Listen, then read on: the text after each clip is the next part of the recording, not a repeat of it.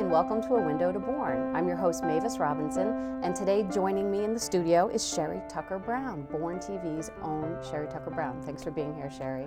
Thank you for having me. It's also interesting and a pleasure to be on the other side for a change. I know. Now I will know how folks feel. Right. So I introduced you as Bourne TV's own because you do have a show. Yes, we do. I have a co-host who couldn't be here today because she has a regular job as well, Sharon Soderson, but we do a show called Fun. Okay. F-U-N-N, and Fun stands for Fulfilling Unmet Needs Now. Okay. And the underlying message is, it's all okay.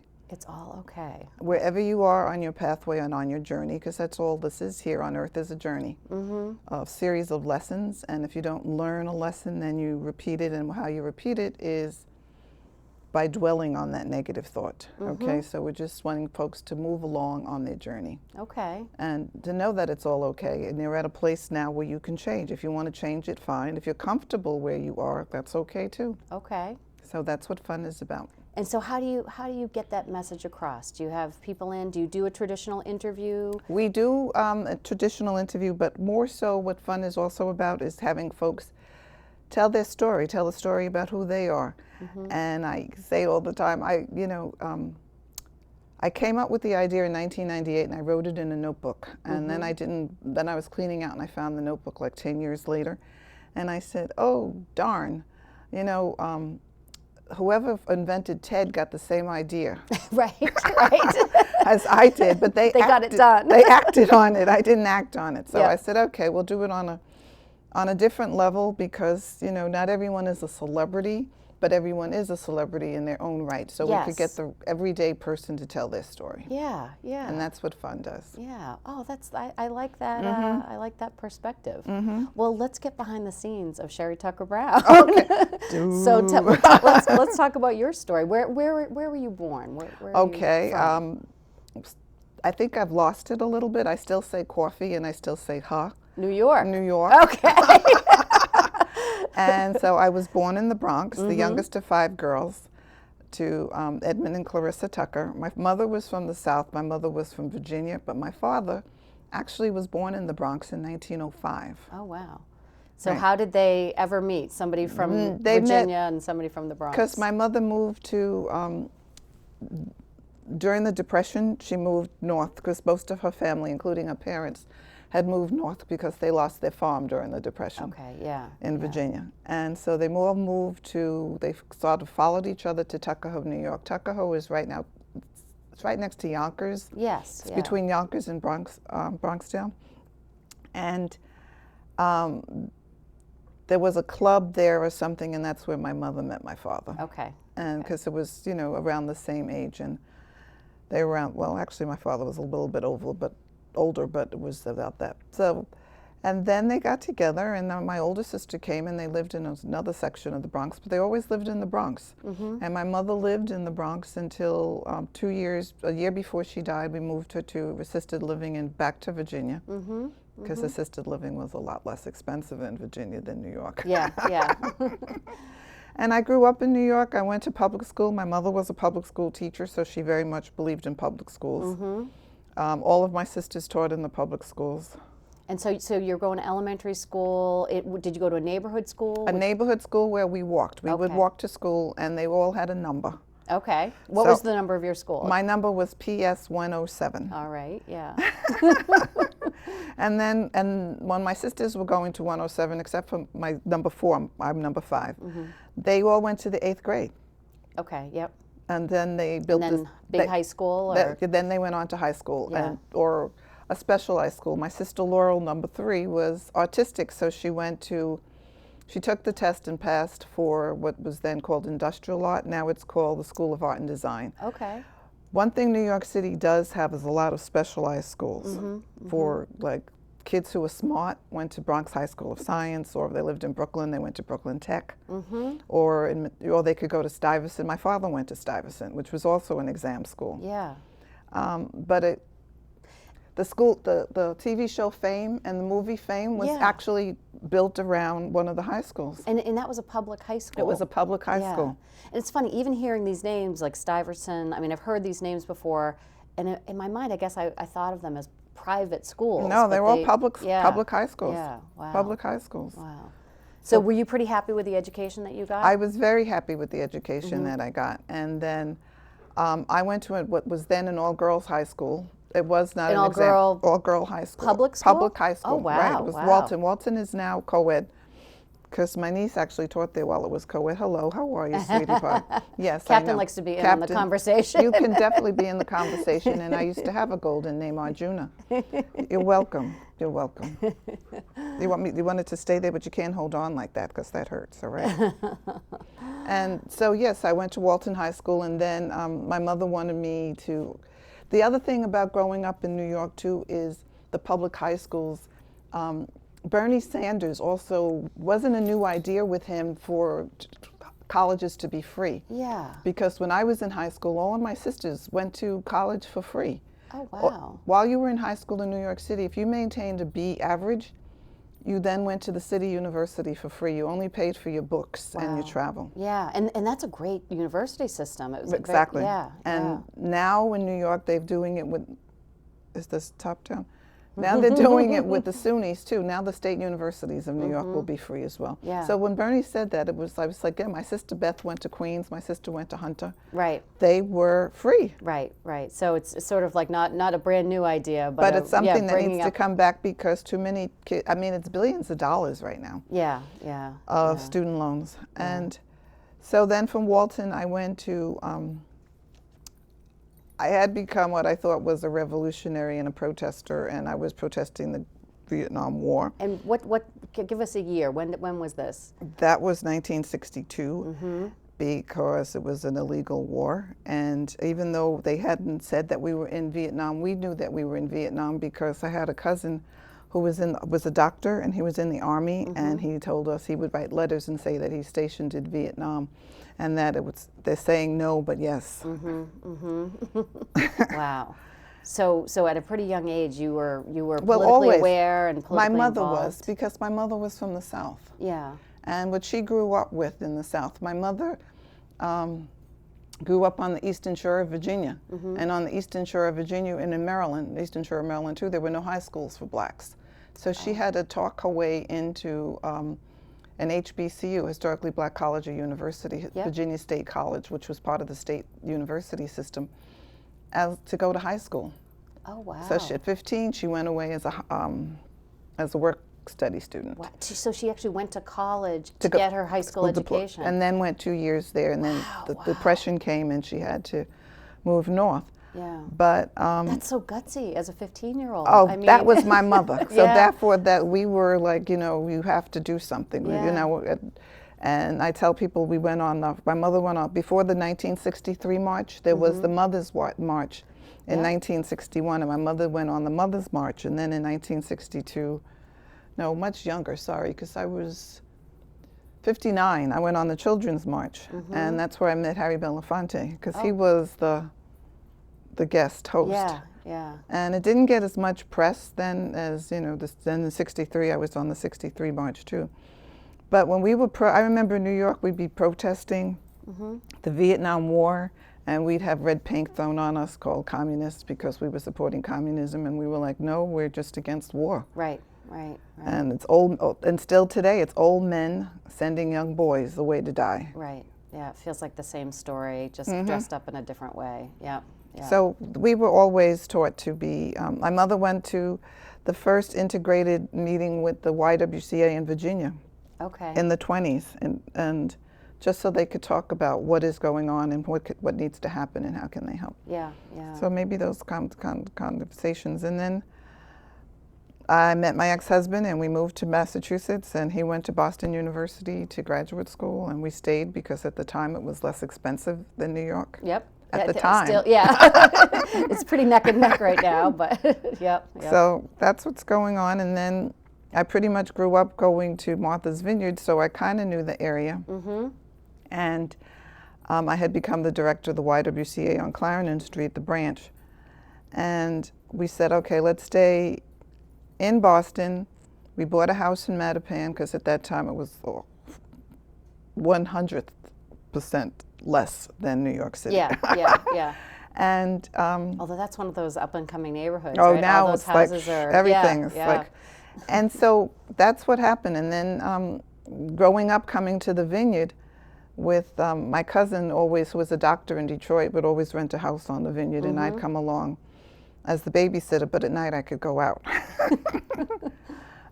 So we just said, okay, and my husband's brother bought a house on the Vineyard too, so we said, instead of buying a house on the Vineyard, let's buy in Bourne, and we could always take the Island Queen. Right, right.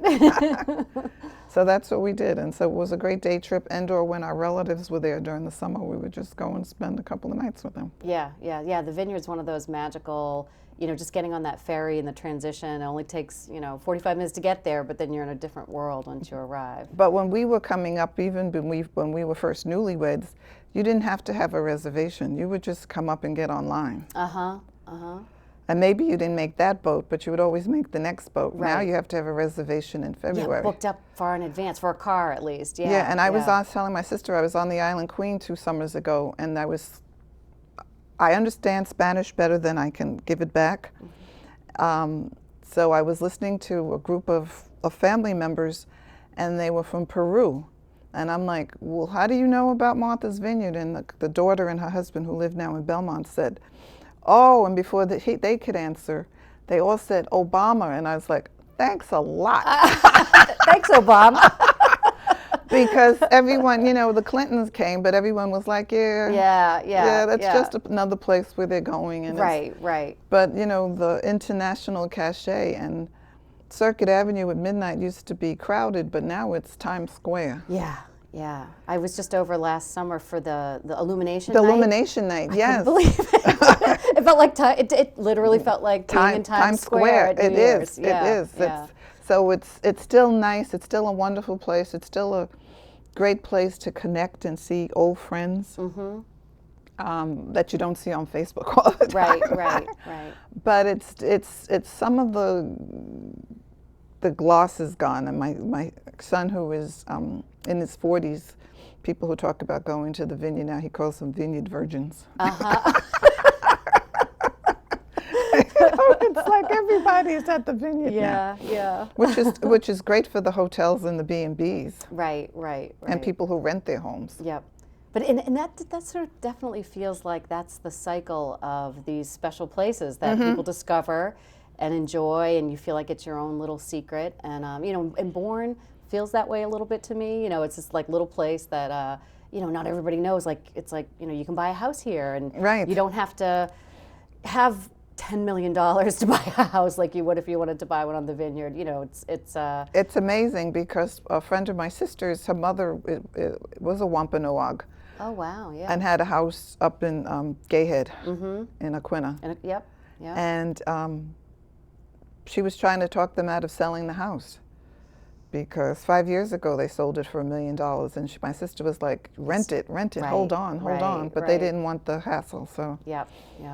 But it's amazing, and it was just a little regular house, but it was because it was in Aquinnah, up on the cliff. So yeah, they're not making any more land, so no. Yep. So you came to Bourne around 20 years ago? We came to Bourne actually in 1984. It was part-time from 84 to 89, and then in 89 we moved down full-time. Yeah, and you jumped in and became pretty involved civically around town too. Yeah, that goes back to my mother. I know. It's like wherever you are. It sounds like it's dyed in the wool, right? You have to participate and actually be a part. I mean, I remember in the 50s she was on one of the election ballots to be the precinct captain in the Bronx. Oh wow. So do you know what I'm saying? So it's like you need to become involved, and you need to find out what's going on in the town. And I had joined what is now the Upper Cape Chamber of Commerce with Maria Oliva. Yep. And so then I met some folks from the National Marine Life Center, and they asked me if I would be on the committees, some of the committees for that, and I said sure. And that's how you also get to meet folks. So how did you, when you moved to town, what did you see the important priorities from your perspective? Like, you know, what does Bourne need, or what did you decide to work on? Well, I was still going to Boston to work, because I worked in community health care as a fundraiser.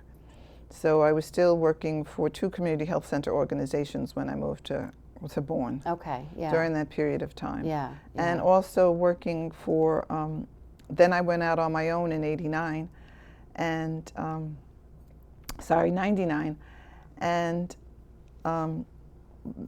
became the New England coordinator for the the NAACP Legal Defense Fund. Oh, okay, yeah. Which is separate from the NAACP. They still have that name, but it's separate from it's separated after Thurgood Marshall and Brown versus the Board of Ed. Okay. It became two separate organizations. Okay. So I was the New England event planner and fundraiser. Wow, wow. So that's pretty big job. It was fun. It was really fun. And then again, because I had grown up going to the vineyard, we'd always do a summer event on the vineyard. Mm-hmm. And someone would always give us their wonderful home to use. Mm-hmm. And everyone came because one of the hosts would be Caroline Kennedy, because she's on the national board, and she would be on the vineyard. It would be the end of August. She was on the vineyard. It was a no-brainer for her to come.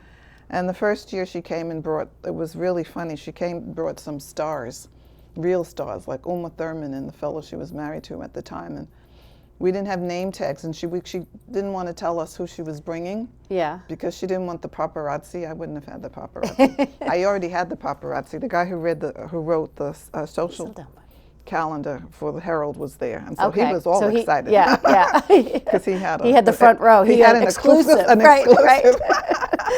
And so she walked in, and Uma Thurman, we said, could you do name tags? And my son was doing the registration, and she put up some crazy name, and my son looked at her and said, I said, Malik. He said, that's not your name. She was incognito. He was like, no one will know who you are. Right. So that was fun. That was a lot of fun, and everyone was so it was very easy to get folks to come after that. Yeah. Because it was like, who was Caroline going to bring next? Yeah.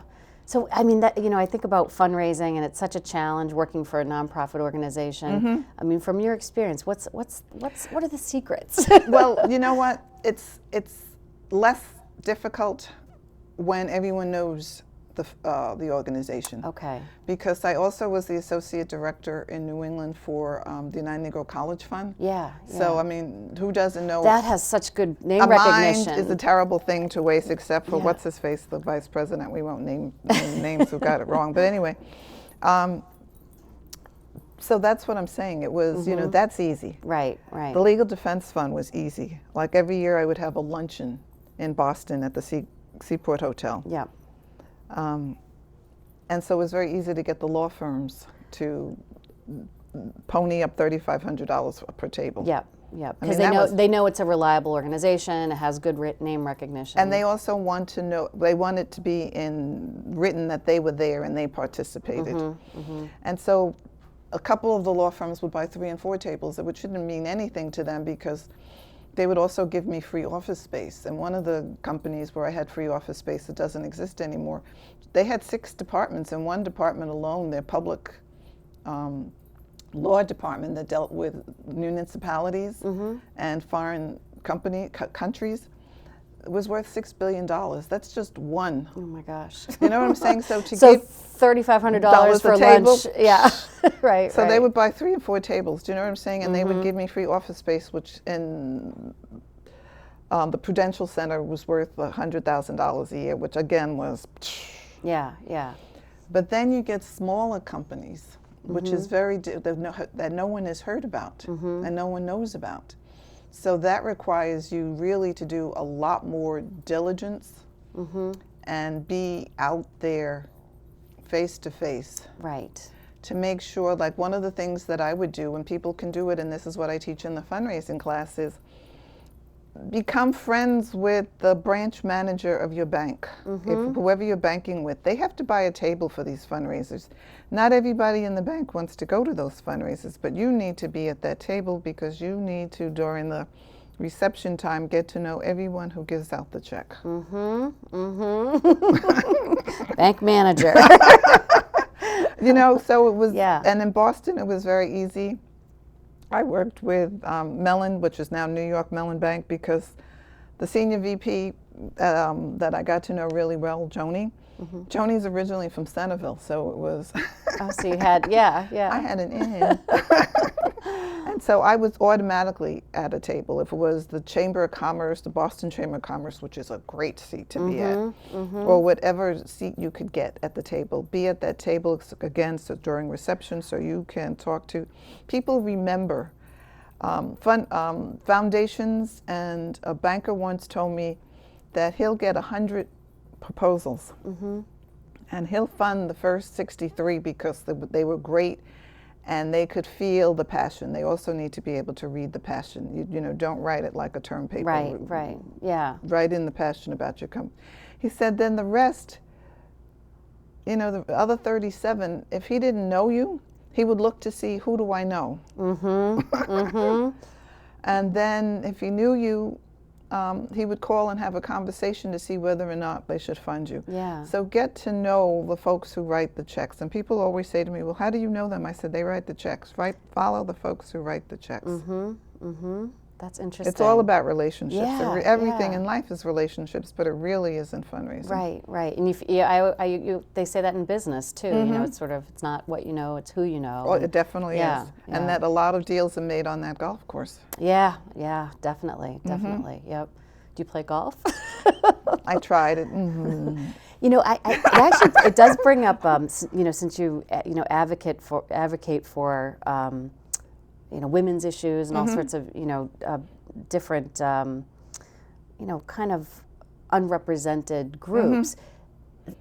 Deals being made on the golf course can be a tricky situation because not everybody has access. Correct. I mean, and traditionally, you know, huge categories, minorities and women were completely shut out. And so, like, how do you get access to places where people want to shut you out, especially if you're, you know. That's where you really, again, those dinners. You really, because that's where the movers and shakers are, especially with the Boston Chamber of Commerce. Yeah. And you want to know who they are and you want to be there. Years ago, after my ex-husband finished Boston University, because I was the director of the YWCA, and the woman that was on my committee, Joyce King, at the time her husband Mel King was a state rep. So that's how my husband got his job, working for Tom O'Neill, who was then lieutenant governor. Okay, yeah. And it's all those connected, interconnections. yeah, Yes, and and since then I have maintained a relationship with Tommy O'Neill, because he's also what they call in Boston, and they say it and it's true, he's one of the BC boys. Yep. And the BC boys run Boston. Yep. So you really need, and in Boston. And BC High is where it starts, and not even the college. Yeah. Exactly. And growing up in New York, where you really could get a job I got my job through the New York Times, and it would be plastered in the subways. That was true. In Boston, it really is all about who do you know, and whether or not the job is being advertised, because legally they have to advertise it, although it's probably going to go to someone in-house anyway, but they need to legally do this. Yeah. So you also need to know, should I even apply? Yep. And unless you know a great recruiter. Wow, that's so, and I feel like that's part of the New England personality too. It is the New England personality. It's like families run deep, and I know that, you know, New Englanders get a reputation for being unfriendly because it's like we already know the people we know. Well, you know, that was very hard for this New York City girl, where we talked to everyone in the supermarket, and everyone in the supermarket talks back to you. So when I first got to Boston and I was talking to people in the supermarket and nobody was answering, I was like, what is going on here? Know. Unless I was in Star Market in Chestnut Hill, and people would be talking back to me, and then they would say they were also from New York. I didn't understand it. I really didn't understand. The first 10 years I lived in Boston, I didn't have any friends that were from Boston. We were all from somewhere else. Right. And even now, I've been in Bourne since, I've been in Bourne full-time since '89. Hello, why am I still a Washershore? I know. In New York City, you can live there for 6 months, and we say, "Welcome, New Yorker." Right. Yeah. Bourne is even an exaggeration of that New England sort of closed community. Yeah. So how do we open it up? I mean, this morning I want to know who all those people were on 6A that I couldn't get out of Longboat Road. Oh, I know. Right. Right. No, but opening it up, that's a good question, and I feel like you know, there's a new club, the Bourne Newcomers and Neighbors Club, that is sort of active, and I like the way that they've built themselves as newcomers and neighbors. You know, so it's not just, you know, it's folks who've been there, you know, for however long, but also it's, you know, almost like a deliberate way of welcoming newcomers. And I know that, you know, working with Diane Flynn, the president of the Bourne Historical Society, the Historical Society is trying to be more inclusive and almost aggressive about welcoming, you know, the newcomers to town, because you know, we're preserving history, but folks who are here now are making history. You know, history is happening as it goes. So yeah, we really, you know, but that's a bit of a puzzle, is figuring out how to. I think maybe New York is also, even though it's a new big city and it really is a friendly city, it's because everyone who comes to the United States usually starts out in New York. Right. Yes. Ellis Island at some point. Ellis Island at some point. So everyone coming through. So maybe that's another reason why we were more open and, oh hi, welcome. Yeah. And that and then since I've been living here too, I've found out, you know, some of the names on the Cape that are the names going back to the Mayflower, if you will. Right. Yep. Those are important names, and those people are walking around now with, you know, there's Barlows, there's Ellises, there's Eldridge. Yep. And I think people have a lot of pride in their heritage and those names, so that, you know. Yeah, absolutely. But I had no clue. Yeah. Well, I'm just learning it too. So.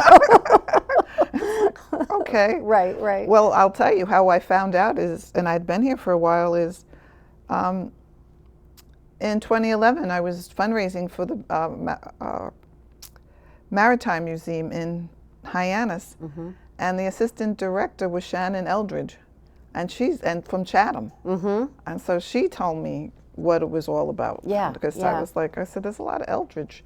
I said, but it's spelled differently too. Is it, you know, there's Eldridge, there's Eldred, and she said, oh, it was all Eldridge to start. It was all the same. Yeah. So that was interesting. This has really been fun. Thank you. Yeah, this has been really great. I really enjoyed getting to know you better, and I'm looking forward to your show. Now, do you tape every other week? How often do you tape? No, we tape once a month. Once a month, okay. And we tape on Tuesday afternoons, and then it will run the following, not that Wednesday, but the week after. Okay, and reruns are available? Reruns all the time. Online, so online, but also on TV. Because one day I just happened to say, who's on 13? And it's like, oh, hello. You know, I've gotten in the habit of 13's one of the channels that I check, and there's a lot of great programming. I mean, the stuff that we're doing organically, but also other local shows from other I said that channels. to Elaine. I was watching a cooking show, and there was a woman I hadn't seen in 10 years who her husband used to be in a fishing club with my ex, and that there she was doing a cooking show up in Stowe, and I'm like, yeah, that's great. Well, Sherry, thank you for joining me here today. Thank you for having me. I really love talking to you, and look for FUNN, F-U-N-N, which stands for Fulfilling Unmet Needs Now. It's all okay. Fulfilling Unmet Needs Now. It's all okay on Bourne Community Television.